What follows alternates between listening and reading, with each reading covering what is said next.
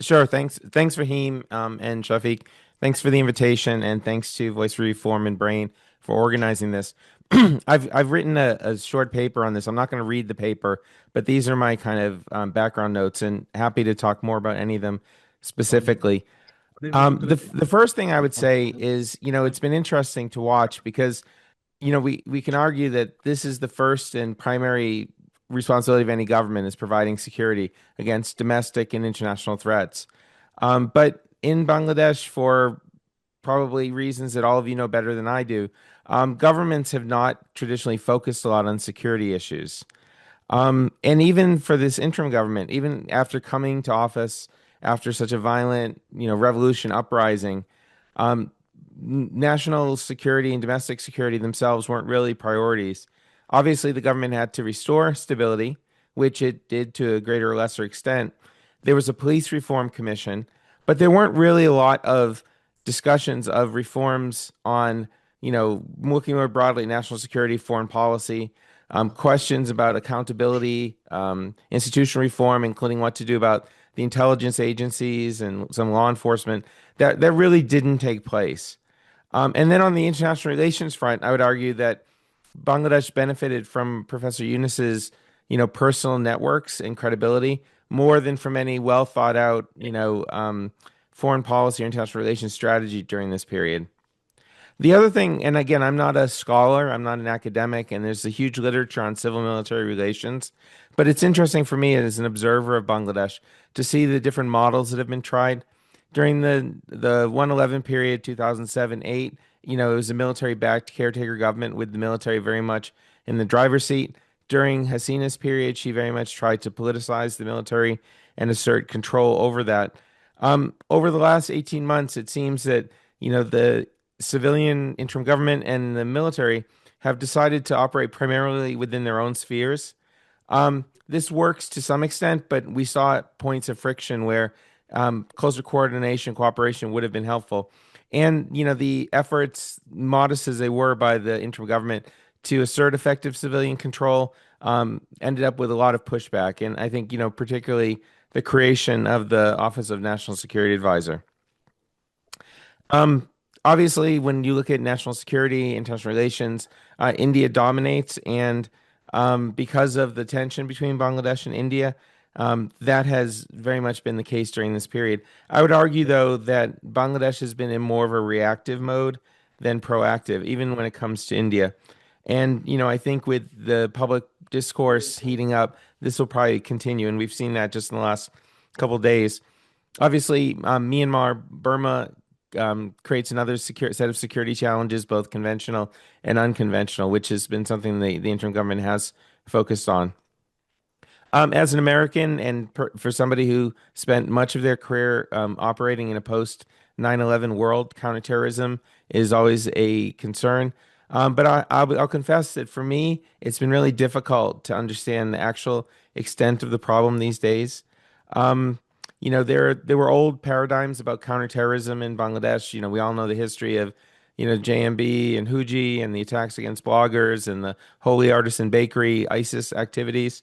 But there's been so much misinformation and disinformation, particularly about militancy and extremism, that it's certainly been hard for me to kind of sort this out.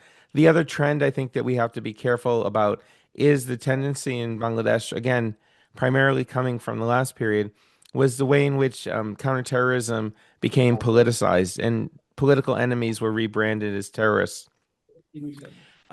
In terms of the military hard power, and again, General Kareem and others can speak to this more than I can, but the brief conflict between India and Pakistan in May have significantly influenced public discussions.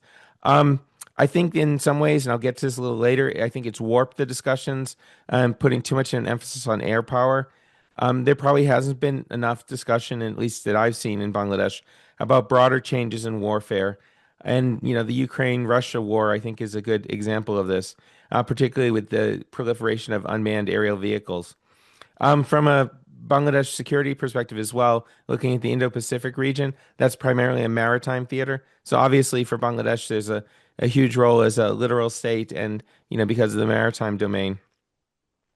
Again, an issue which others may want to talk about is the change in international consensus around peacekeeping. There'll be significant changes coming to peacekeeping, significant cuts, mainly because of reduced funding from the U.S. and others. On the one hand, the President Trump is focused on, bringing peace to different parts of the world. You can argue on how successful or sincere that's been, but at least these discussions have led to talk about potential peacekeeping forces in Gaza, peacekeeping forces in Russia, Ukraine. Who knows what the future will look like in Venezuela? So on the one hand, there is a proliferation and need for types of peacekeeping operations, but diminishing resources. And this is important for Bangladesh, not just because of its international stature, but the reality is that a big way that the Bangladesh military has retained personnel and acquired equipment is because of reimbursement from UN peacekeeping operations. So if that shrinks significantly, that's going to have broader implications for the affordability of Bangladesh's, armed forces infrastructure. Um, I'll talk a little bit more about institutional reform, but one reality again, I think we have to recognize and admit is that one way that the Awami League government tried to buy off the military, in particular senior leadership, was through large-scale procurement of defense items. And this also created opportunities along the food chain for others and middlemen or even senior officials to benefit. There definitely needs to be a rationalization of force planning, and there needs to be strong, effective oversight by civilian government, whether it be the executive or the parliament. For me, though, for Bangladesh, something that also doesn't get talked about as much are the kind of traditional guns versus butter debates. And to preempt anyone who might criticize me for raising this, I'm the first to say that the U.S. spends far too much of its resources on national defense. It's ridiculous that the United States spends $1 trillion on defense expenditures. It doesn't necessarily make us safer, and it distracts from other priorities. For Bangladesh, I think, national security has to be looked at holistically, both domestic and international. And again, not to offend any Air Force aficionados in the room, but I find the whole discussion of procurement of advanced fighter aircraft to be surreal. Um, Bangladesh spending $2 or $3 billion on Eurofighter Typhoon aircraft to me is not the best use of Bangladeshi taxpayer dollars. Um, there are trade-offs that people have to understand. For example, Fahim mentioned border security or cross-border issues. There's issues related to, other crying needs in civilian law enforcement. I think Bangladesh needs to look at where it can get the greatest return on its defense dollars, even if, that share of the national budget is sustainable. Beyond this, again, I talked a little bit about the role of Parliament. Certainly, Parliament standing committees can play an important role. Institutionally, there's also needs for changes or for modernizing. One issue, which is a perennial one that's come up, is should the Prime Minister be the defense minister? I would argue no. I would argue that the Prime Minister has enough other things to do. There should be a competent, separate civilian defense minister.